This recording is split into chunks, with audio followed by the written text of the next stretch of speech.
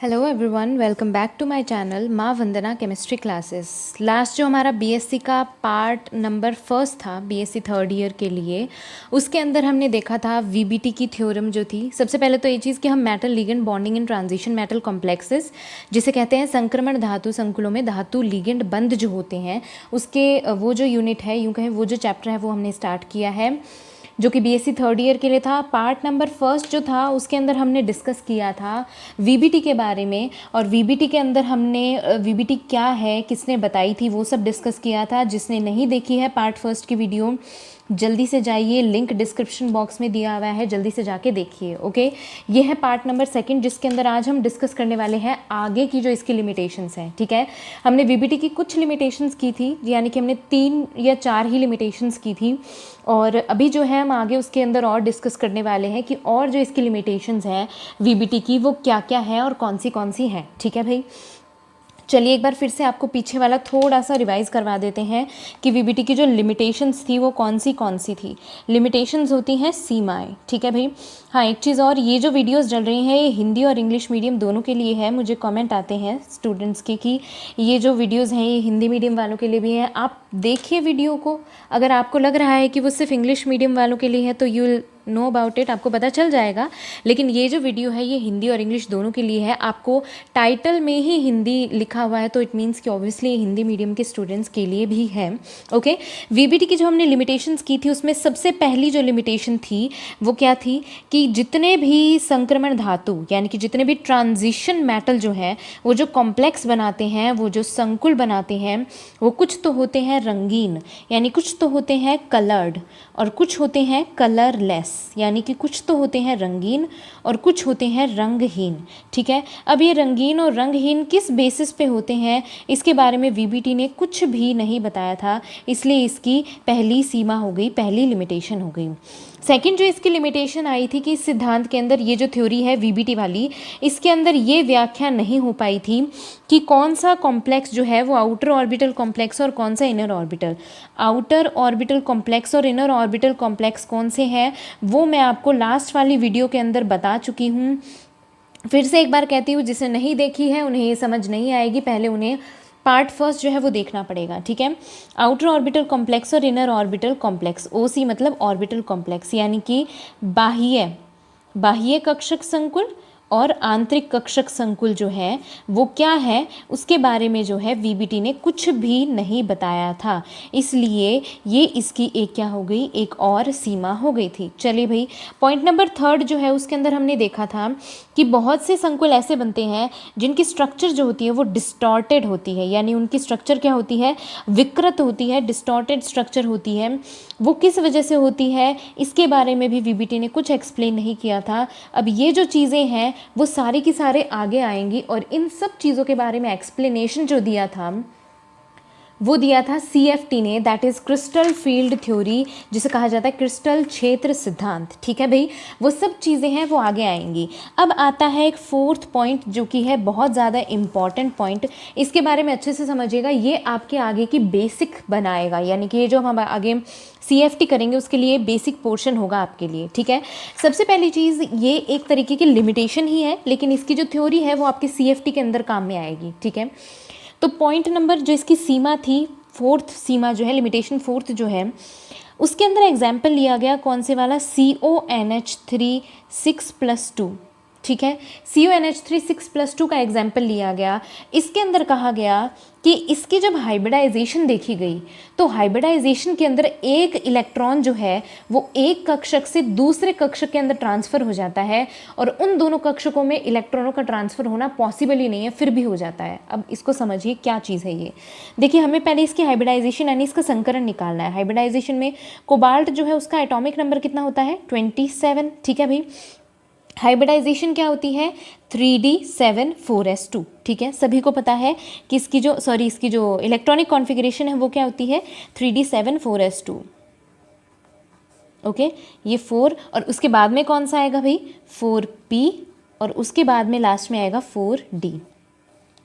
ठीक है, ये हो गया 4p, ये हो गया 4d। चलिए, ये है 3d, ये है 4s, ये है 4p और ये है 4d। अच्छा एक चीज़ और बता दूं आपको, इन सब चीज़ों की भी अगर आपको नॉलेज नहीं है, बहुत से स्टूडेंट्स होते हैं ऐसे जिनको ये बेसिक जो होते हैं उनकी थोड़ी कम नॉलेज रहती है। उनको ये तो पता रहता है डी के अंदर 10 इलेक्ट्रॉन आएंगे, एस में 2 आएंगे, पी में 3 आएंगे, ठीक है, एफ में 14 आएंगे, ये उन्हें पता रहता है। लेकिन उन्हें ये नहीं पता रहता कि कौन सी सीक्वेंस किसके बाद आएगी, यानी 3d 4s 4p 4d 5s, ये सब जो चीज़ें होती हैं ये उन्हें नहीं नॉलेज है। तो आपको एक बात बताती हूँ, मेरे चैनल के ऊपर 11th क्लास के लिए classification of element and periodicity in property की प्लेलिस्ट बनी हुई है। उसके अंदर सारी चीज़ें जो है ये बेसिक फॉर्म के अंदर एक्सप्लेन की गई है। तो आप साथ ही साथ ये वीडियो देखते रहिए, साथ ही साथ वो देखते रहिए। जैसे ही आपको टाइम मिलता है 11th क्लास की देख लीजिए, तो आपका बेसिक भी साथ साथ क्या होता रहेगा, स्ट्रांग होता रहेगा, ठीक है। अब देखिए 3D के अंदर कितने इलेक्ट्रॉन डलेंगे, 1 2 3 4 5 6 7। अब एक चीज़ आपको और बताती हूँ, हम में से लगभग 70% स्टूडेंट जो है वो किस तरीके से इलेक्ट्रॉन फिल करते हैं। फॉर एग्जांपल ये है हमारी 3D ऑर्बिटल, ठीक है, और इसके अंदर डालते हैं 7 इलेक्ट्रॉन डालने हैं जैसे इसके अंदर, तो वो कैसे डालेंगे, 1 2 3 4 5 6 7। सबसे पहली बात, ये बिल्कुल गलत तरीका है जो अभी आपने पीछे किया है। सबसे पहले हर एक ऑर्बिटल के अंदर जो है एक एक इलेक्ट्रॉन फिल होगा, एक एक इलेक्ट्रॉन आएंगे, उसके बाद में पेयरिंग शुरू होती है। जब आप पहले से ही ऐसे पेयरिंग करके डालना शुरू कर देंगे, कुछ तो इस तरीके से डालते हैं वो फिर भी सही करते हैं, कुछ तो क्या करते हैं इस तरीके से भी डालते हैं, 1 2 3 4 5 6 और 7, इस तरीके से डालते हैं। तो ये तो बिल्कुल गलत है। जो इस तरीके से कर रहे हैं उनका ये तो चलो ठीक है कि उन्होंने फिलिंग ढंग से की है, इलेक्ट्रॉन की फिलिंग ढंग से की है, लेकिन उन्हें इसके पीछे का लॉजिक नहीं पता है। लेकिन यहाँ पे तो फिलिंग भी गलत है और लॉजिक भी गलत है, ठीक है। तो जिनको इसकी नॉलेज नहीं है, 11th क्लास की वीडियोज़ अपलोड हो गई हैं, उसके अंदर आप प्लीज़ जाके देखिए, वरना बहुत ज़्यादा ये हो सकता है कि आपके लिए आगे दिक्कत करेगा, ठीक है। तो यहाँ पे हमने डाल दिए हैं 7 इलेक्ट्रॉन, 4s के अंदर 2 इलेक्ट्रॉन्स हैं, ठीक है। अब देखिए इसके साथ में है NH3। हम आगे जब CFT पढ़ेंगे तो CFT के अंदर हम ये देखेंगे कि NH3 जो है वो एक तरीके का दुर्बल लिगेंड है या फिर प्रबल लिगेंड है, ठीक है भाई, यानी कि एक तरीके का वीक लिगेंड है या फिर स्ट्रॉन्ग लिगेंड है, ठीक है। तो उस चीज़ों के अकॉर्डिंग जैसे ही वो हम पढ़ेंगे, वीक लिगेंड होगा या स्ट्रॉन्ग लिगेंड होगा, वो चीज़ पढ़ने के बाद में आगे हम क्वेश्चन सॉल्व करेंगे। लेकिन इसमें जो VBT ने गलती की थी वो समझिए, यहाँ पे कोबाल्ट आ गया, ठीक है, फिर क्या हुआ, NH3 जो लिगेंड है इसके साथ जुड़ा हुआ है, ठीक है, NH3 जो लिगेंड इसके साथ जुड़ा हुआ है, उसे VBT की जो थ्योरी है, उन्हें पता नहीं था कि भाई NH3 स्ट्रॉन्ग लिगेंड है, वीक लिगेंड है। उन्होंने NH3 को एक्सपेक्ट किया कि वो एक तरीके का स्ट्रॉन्ग लिगेंड है। उससे पहले देखिए आपको करना क्या होता है, जैसे आपने इसके अंदर 7 इलेक्ट्रॉन डाल लिए, हमें पहले इसके अंदर देखना होगा कि कोबाल्ट की कोबाल्ट की ऑक्सीडेशन स्टेट क्या है, ठीक है। हमारे पास में ये है, ठीक है, हम इससे कोबाल्ट की ऑक्सीडेशन स्टेट निकालते हैं। मैं यहाँ पे निकाल के आपको दिखा देती हूँ, ठीक है। ये है CONH3 6 और यहाँ पे हो गया +2, ठीक है भाई। अब यहाँ पे देखिए जिसकी निकालनी है उसे लेट किया जाता है X, उसके बाद में क्या है NH3 न्यूट्रल होता है, इसलिए इस पे चार्ज क्या होगा 0 इंटू कितने एटम है NH3 के 6 = 2। हमेशा ध्यान रखिएगा जब भी यहाँ पे बाहर ब्रैकेट के बाहर अगर कोई वैल्यू होगी वो =2 के इस तरफ ही लिखी जाएगी, लेकिन ब्रैकेट के ऊपर जो भी चार्ज होता है वो =2 के इस तरफ लिखा जाता है, यानी वो राइट हैंड साइड की तरफ लिखा जाता है, बाकी सब लेफ्ट हैंड साइड। तो X के ऊपर चार्ज कितना आ गया +2, ठीक है, यानी कोबाल्ट पे जो चार्ज है वो कितना आएगा +2। तो हमें इस 7 में से 2 इलेक्ट्रॉन निकालने होंगे। अब सबसे पहले जो सबसे बड़ी गलती करते हैं वो क्या करते हैं कि हम इलेक्ट्रॉन निकालते हैं 3D से। हमें ऐसा बिल्कुल नहीं करना है, हमें इलेक्ट्रॉन निकालने होते हैं 4s से। और ये क्यों निकालने होते हैं, बिल्कुल वही बात है 11th क्लास के अंदर, बिल्कुल बेसिक है, ये आपको पता चल जाएगा उसमें, ठीक है। हमें +2 है, यानी 2 इलेक्ट्रॉन रिमूव करने हैं, 2 इलेक्ट्रॉन इसके रिमूव हो गए हैं, तो ये 1 2 3 4 5 6 7 हमने वही जो ऊपर वाला था वही लिख दिया, इसमें एक भी इलेक्ट्रॉन नहीं है। अब देखिए इन्हें पता नहीं, VBT को ये बिल्कुल भी नॉलेज नहीं था कि जो भी हम लिगेंड यूज़ कर रहे हैं वो स्ट्रॉन्ग लिगेंड है या वो वीक लिगेंड है। इसलिए VBT ने क्या किया, NH3 को मान लिया कि एक तरीके का स्ट्रॉन्ग लिगेंड है। स्ट्रॉन्ग लिगेंड जिस भी संकुल के अंदर प्रेजेंट होगा, यानी प्रबल लिगेंड जिस भी लिगेंड में प्रेजेंट होगा, वो इलेक्ट्रॉनों की पेयरिंग करवाएगा। और वो पेयरिंग क्यों करवाता है ये भी आगे आपके कॉन्सेप्ट आएगा, अभी आपको सिर्फ इस एग्जाम्पल को समझना है, ठीक है। इसने पेयरिंग करवा दी, यहाँ पे पेयरिंग हो जाएगी, तो 1 2 3 4 5 6, एक इलेक्ट्रॉन यहाँ बच गया है। ये है हमारे पास 4s, ये है हमारे पास में 4p और ये है हमारे पास में 4d, ठीक है भाई। 3d 4s 4p and 4d। समझ आ गई ये चीज़। अब देखिए हुआ क्या, यहाँ पे बचा एक इलेक्ट्रॉन। वीबीटी ने इसकी हाइब्रिडाइजेशन तो सही बताई लेकिन उनका तरीका बहुत गलत था, ठीक है। उन्होंने क्या किया, उन्होंने वीबीटी ने जो एक्सप्लेन किया इस एग्जाम्पल को, कहा कि ये जो एक इलेक्ट्रॉन है 3d वाला, ये इलेक्ट्रॉन ट्रांसफ़र हो जाता है किसके अंदर, 4d के अंदर ये एक इलेक्ट्रॉन चला जाता है। और यहाँ पे अब इलेक्ट्रॉन जो है वो कितने रह गए भाई, 6 इलेक्ट्रॉन रह गए, 1 2 3 4 4s, ये है 4p और ये हो गया हमारा 4d, ठीक है। ये एक इलेक्ट्रॉन उन्होंने कहा आ गया यहाँ पे। और अब बाकी जो बचे हुए इलेक्ट्रॉन थे 6, 1 2 3 4 5 6, वो 6 के 6 रह गए यहाँ पे, ठीक है भाई। ये हो गया हमारा कोबाल्ट +2 आपको मेंशन करना बहुत ज़्यादा ज़रूरी है, ठीक है। अब इसकी हाइब्रिडाइजेशन क्या बनी, ये 3d, ये 4s, ये 4p और ये 4d, यानी 2d फिर s और 3p, तो क्या बना D2sp3, यानी इसका संकरण जो है वो तो सही है, इसकी हाइब्रिडाइजेशन जो बताई गई वो बिल्कुल सही है, लेकिन ये जो तरीका था कि ये 3d का इलेक्ट्रॉन 4d के अंदर चला गया। देखिए भाई 3d का इलेक्ट्रॉन 4d के अंदर जाने के लिए बहुत ज़्यादा एनर्जी की रिक्वायरमेंट होगी। क्यों? क्योंकि प्रिंसिपल क्वांटम नंबर ही चेंज हो गया है। प्रिंसिपल क्वांटम नंबर चेंज होने की वजह से एनर्जी बहुत ज़्यादा लगती है, ठीक है। तो इस वजह से ये एनर्जी 3d से 4d में जाने के लिए इतनी एनर्जी कहाँ से आई, इसके बारे में वीबीटी ने कुछ भी नहीं बताया, इसलिए ये इसकी लिमिटेशन हो गई। अब मुझे आप एक छोटी सी बात बता दीजिए कि ये D2sp3 जो है ये आंतरिक कक्षक संकुल बन रहा है या बाह्य कक्षक संकुल बन रहा है। नीचे कमेंट बॉक्स में कमेंट करके बताइए कि D2sp3 जो ये बना है ये आंतरिक कक्षक संकुल है या बाह्य कक्षक संकुल है। मैं देखती हूँ, जिसका भी रिप्लाई सही होगा उसे मैं क्या है कमेंट का रिप्लाई करूँगी, ओके। चलिए अब ये हो गया यहाँ पे एग्जाम्पल, यानी कि वीबीटी की एक लिमिटेशन हो गई जिसके अंदर वीबीटी में ये नहीं बता पाया कि 3d से लेके 4d तक इलेक्ट्रॉन जाने के लिए इतनी एनर्जी जो रिक्वायरमेंट थी वो कहाँ से आई, वो वीबीटी ने कुछ नहीं बताया, इसलिए इसकी कौन सी लिमिटेशन हो गई, 4th लिमिटेशन हो गई, ठीक है भाई। अब बात करते हैं 5th लिमिटेशन की, जो भी कुछ इसी तरीके से है, ठीक है। अब आ जाइए लिमिटेशन नंबर 5th।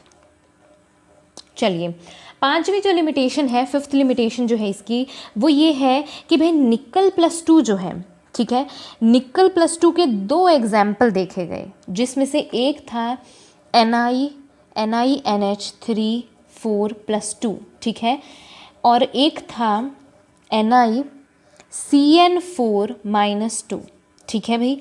एक है NiNH3 4+2, NiCN4-2। अब एक बात देखिए, दोनों के अंदर, दोनों में निकल सेम है, दोनों के अंदर जो लीगेंड जुड़े हुए हैं वो सेम है, यानी 4 सेम का मतलब है कि अमाउंट 4 है दोनों का। फ़र्क क्या है, सिर्फ इसमें NH3 और इसमें CN है। तो वीबीटी ने कहा कि इसकी जो स्ट्रक्चर है यानी इसकी जो संरचना है वो क्या होगी, चतुष्फलकीय। ये क्या है भाई, चतुष्फलकीय, जिसे कहा जाता है टेट्राहेड्रल, ठीक है। और जो हमारा ये है NiCN4-2, इसकी जो स्ट्रक्चर है वो बनी भाई वर्ग समतलीय, ठीक है भाई। वर्ग समतलीय होती है क्या, स्क्वायर प्लेनर, क्या होती है, स्क्वायर प्लेनर। तो अब देखिए निकल दोनों में प्रेजेंट है और दोनों में जो लीगेंड जुड़े हैं वो 4 हैं, तो डिफरेंस इनकी स्ट्रक्चर का क्यों है, यानी कि NH3 जो है वो तो टेट्राहेड्रल है, चतुष्फलकीय है, जबकि CN जुड़ा है तो वर्ग समतलीय स्क्वायर प्लेनर है। ऐसा क्यों है, क्योंकि ये तो एक वीक लीगेंड है, एक स्ट्रॉन्ग लीगेंड है, और वीक और स्ट्रॉन्ग लीगेंड के बारे में वीबीटी ने नहीं एक्सप्लेन किया, इसलिए ये नहीं बता पाया कि ये चतुष्फलकीय क्यों है और ये वर्ग समतलीय क्यों है। समझ आ गई ये चीज़। ये है आपका 5th, हम कह सकते हैं 5th लिमिटेशन इसकी। चलिए भाई अब होगी है ये 5th इसकी लिमिटेशन। अब बात करते हैं हम इसकी 6th लिमिटेशन की, और मैं आपको बताऊं ये लिमिटेशन इसकी सबसे ज़्यादा इम्पॉर्टेंट है। स्टार मार्क कर लीजिएगा इस लिमिटेशन को। ये और 7th नंबर वाली जो लिमिटेशन आएगी वो दोनों बहुत ज़्यादा इंपॉर्टेंट है। अच्छा एक चीज़ और बता दूं आपको, जो भी स्टूडेंट्स बुक से पढ़ रहे होंगे वो देखेंगे कि बुक के अंदर तो इसकी 9-10 लिमिटेशंस हैं, 9-10 सीमाएं हैं, और मैम ने तो 6-7 ही करवाई हैं। तो आपको मैं एक चीज़ बता दूं, आप उन लिमिटेशन को पढ़िएगा, ठीक है, जो 10 की 10 हैं वो आप पढ़िएगा। उन 10 की 10 लिमिटेशन को मैंने कंपाइल कर दिया है 7 लिमिटेशन के अंदर, और वो आपकी बुक के अंदर 10 दी हुई है, ठीक है। अगर फिर भी आपको कोई लिमिटेशन नहीं समझ आती है तो आप मुझे कमेंट करके बता दीजिएगा कि मैम ये वाली लिमिटेशन जो है वो हमें समझ नहीं आई है। 110% मैं नेक्स्ट वीडियो के अंदर आपकी उस लिमिटेशन को एक्सप्लेन कर दूंगी, ठीक है भाई। अब जो हम कर रहे हैं नेक्स्ट लिमिटेशन वो है विद्युत उदासीनता का सिद्धांत। विद्युत उदासीनता का सिद्धांत, जिसे कहा जाता है इलेक्ट्रॉन न्यूट्रलिटी प्रिंसिपल, ठीक है भाई, जिसे कहा जाता है इलेक्ट्रॉन न्यूट्रलिटी प्रिंसिपल। ये जो है आपकी ये इसके अंदर भी आती है, बीएससी फर्स्ट ईयर के अंदर भी आती है ये आपके, उसके अंदर भी ये लिमिटेशन कंप्लीट है, ठीक है। अगर वहाँ पे आपको नहीं समझ आई है तो यहाँ आपको बिल्कुल समझ आ जाएगी अच्छे से। चलिए भाई, विद्युत उदासीनता का सिद्धांत क्या है, सबसे पहले तो हमें ये समझना होगा, ठीक है। और उससे पहले हमें समझना होगा कि जब भी कोऑर्डिनेट बॉन्ड बनती है या फिर यूँ कहें कि उपसहसंयोजक बंध बनती है तो वो किस तरीके से बनती है, बहुत अच्छे से समझिएगा, बहुत ज़रूरी कंसेप्ट है ये। चलिए, ये है एक धातु और यह है एक लीगेंड, ठीक है। यह है मेटल और यह है लीगेंड। लीगेंड को हिंदी में भी लीगेंड ही बोलते हैं, ठीक है। चलिए, होता क्या है, जब इनके बीच में उपसहसंयोजक बंध बनती है, कोऑर्डिनेट बॉन्ड बनती है, तो उस कंडीशन में क्या होता है भाई, लीगेंड जो होता है उसके पास में एक लोन पेयर होता है। ये अपना लोन पेयर कंप्लीटली क्या कर देता है, धातु को दे देता है, कंप्लीटली उसको ट्रांसफ़र कर देता है। जब भी सहसंयोजक बंध बनती है तो उसके अंदर क्या होता है, सहसंयोजक बंध यानी कोवलेंट बॉन्ड। कोवलेंट बॉन्ड जब भी बनती है तो उसमें क्या होता है, दोनों मेटल या जो भी दोनों एटम प्रेजेंट होते हैं वो एक एक इलेक्ट्रॉन की शेयरिंग करते हैं। यहाँ पे जब कोऑर्डिनेट बॉन्ड उपसहसंयोजक बंध बनती है तो उसके अंदर एक इलेक्ट्रॉन कंप्लीटली धातु को ट्रांसफ़र कर दिया जाता है, मेटल को, जिस वजह से लीगेंड इसको ट्रांसफ़र करता है मेटल को। इस वजह से एरो की जो पोजीशन होती है वो मेटल की तरफ होती है कि इसे ट्रांसफ़र कर दिया गया है पूरा इलेक्ट्रॉन। अब देखिए होता क्या है, जैसे ही मेटल को ट्रांसफ़र कर दिया जाता है, अब हमें पता है कि कोई भी जो मान लो एटम है, फॉर एन एग्जांपल, इसने अपना इलेक्ट्रॉन इसको दे दिया है तो इसके पास में इलेक्ट्रॉन की कमी हो गई है, तो इस पे चार्ज कौन सा आएगा, पॉजिटिव।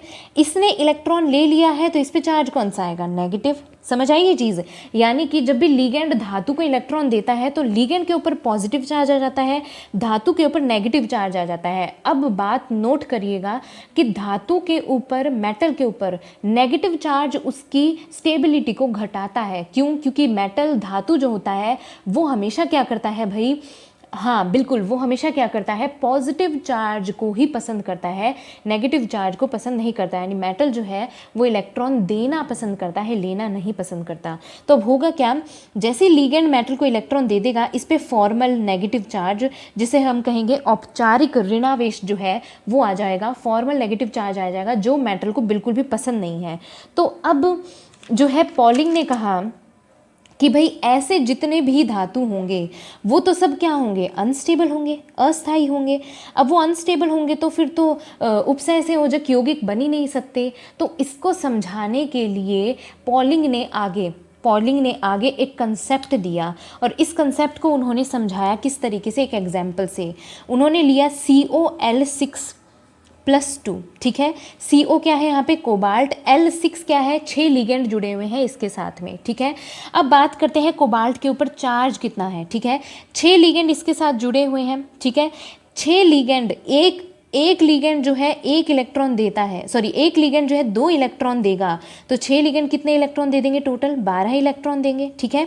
कोबाल्ट को एक लिगेंड 2 इलेक्ट्रॉन दे रहा है, यहाँ पे एक लिगेंड कितने इलेक्ट्रॉन दे रहा था, मेटल को 2, तो वही बात है, यहाँ पे एक लिगेंड 2 इलेक्ट्रॉन दे रहा है, तो कोबाल्ट को 6 लिगेंड कितने इलेक्ट्रॉन देंगे, 12 इलेक्ट्रॉन देंगे, ठीक है भाई।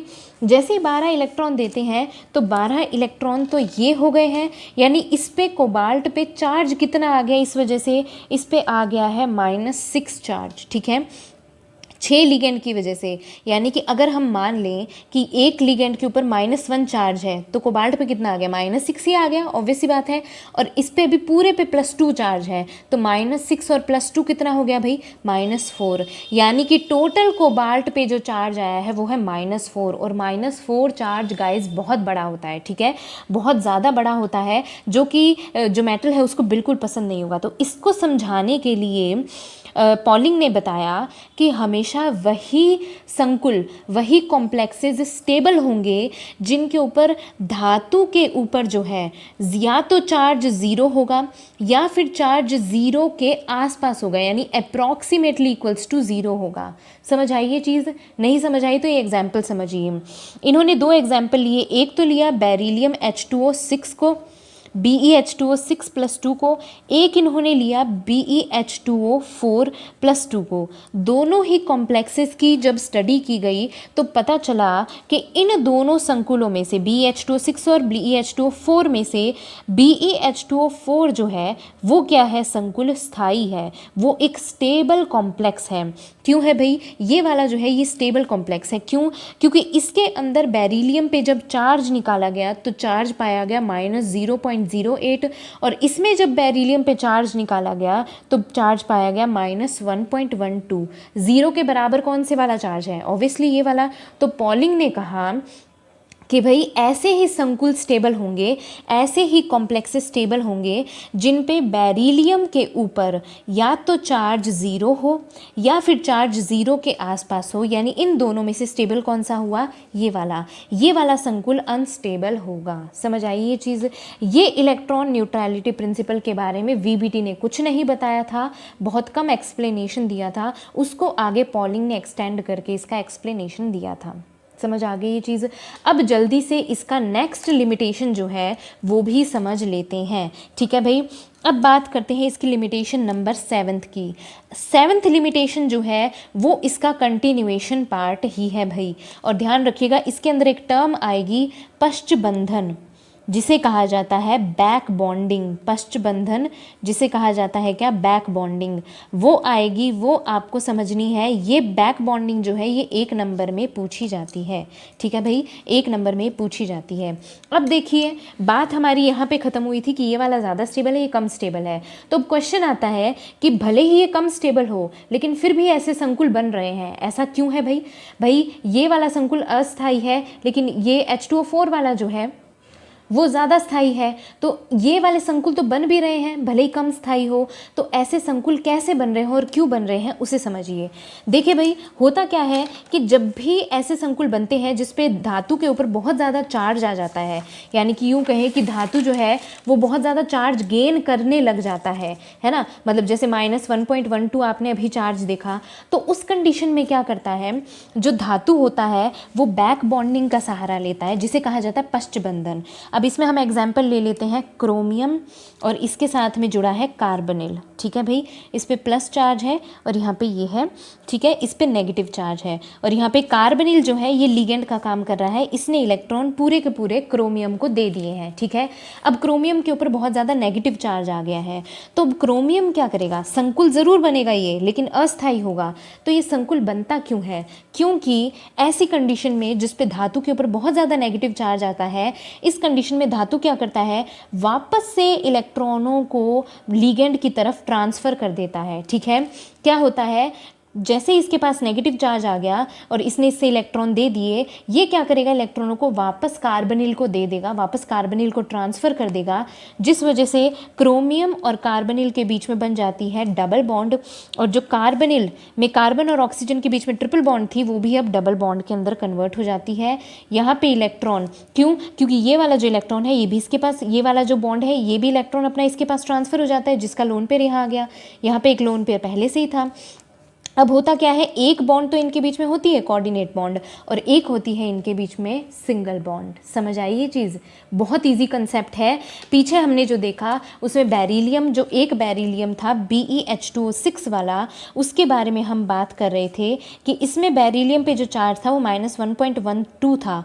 ऐसे कॉम्प्लेक्स बनते हैं लेकिन अनस्टेबल होते हैं। तो ये बनते कैसे हैं भाई, उसको इस एग्जाम्पल से हम समझ सकते हैं कि जब भी मेटल और कार्बनिल या मेटल और लिगेंड के बीच में बॉन्ड बनती है और लिगेंड जब ट्रांसफ़र कर देता है इलेक्ट्रॉन मेटल को और उस पर बहुत ज़्यादा नेगेटिव चार्ज आता है तो वो अपने नेगेटिव चार्ज को वापस से कार्बनिल को ट्रांसफ़र कर देता है। इस ट्रांसफ़र की वजह से जो बॉन्ड बनता है उसी को कहा जाता है, यानी उसी बॉन्ड के टाइप को कहा जाता है पश्च बंधन, या जिसे कहते हैं बैक बॉन्डिंग। बैक का मतलब क्या है? इलेक्ट्रॉन वापस कर दिए हैं उसने, इसलिए इसे पश्च बंधन या बैक बॉन्डिंग कहा गया है। समझ आ गई ये चीज़? यही है कंसेप्ट कि जिस पे बहुत ज़्यादा नेगेटिव चार्ज आ जाता है वो पश्च बंधन के थ्रू अपने इलेक्ट्रॉनों को, अपने आप को वापस से स्टेबल कर देता है। समझ गए भाई ये बात? अब पता कैसे चला कि इसके बीच में बैक बॉन्डिंग बन रही है? पता चला इनकी बॉन्ड लेंथ से। आपको ध्यान होना चाहिए कि सिंगल बॉन्ड जो होती है, डबल बॉन्ड और triple bond, single bond bond length की बात कर रहे हैं, बॉन्ड लेंथ होती है बंध लंबाई, ठीक है, बंध लंबाई। बंध लंबाई जो होती है उसमें सिंगल बॉन्ड जो होता है उसकी सबसे ज़्यादा होती है, डबल की सबसे कम और ट्रिपल की सबसे कम। पहले यहाँ पे एक तरीके से सिंगल बॉन्ड थी फिर डबल हो गई, तो यानी बॉन्ड लेंथ पहले सिंगल थी डबल हो गई तो क्या हो गई? पहले से कम हो गई। यहाँ पे ट्रिपल बॉन्ड थी वो डबल में चेंज हो गई, तो यहाँ पे पहले कम थी और यहाँ पे बढ़ गई। तो यानी बंध लंबाई की मदद से ही क्या किया गया? ये पता लगाया गया। ठीक है भाई, ये थी मेरी आज की वीडियो। यहाँ पे हमारे वीबीटी के जो लिमिटेशंस हैं वो ख़त्म हो गई हैं। नेक्स्ट वीडियो के अंदर हम सीएफटी शुरू करेंगे, बहुत इंपॉर्टेंट कंसेप्ट होने वाला है, मिस मत करिएगा उस वीडियो को। जिसने वीडियो देख ली है प्लीज़ इसे लाइक कर दीजिए, जितना हो सके शेयर करिए। कोई प्रॉब्लम है तो उसे कमेंट बॉक्स में कमेंट करके मुझे बताइए, मैं नेक्स्ट वीडियो के अंदर आपके नेम के साथ में उस प्रॉब्लम को एक्सप्लेन कर दूंगी। ठीक है, और जिन्होंने पहले की वीडियो नहीं देखी है जल्दी से जाइए और लिंक डिस्क्रिप्शन बॉक्स में उसको देख लीजिए। ओके, मिलते हैं नेक्स्ट वीडियो के अंदर। Till then take care, bye bye.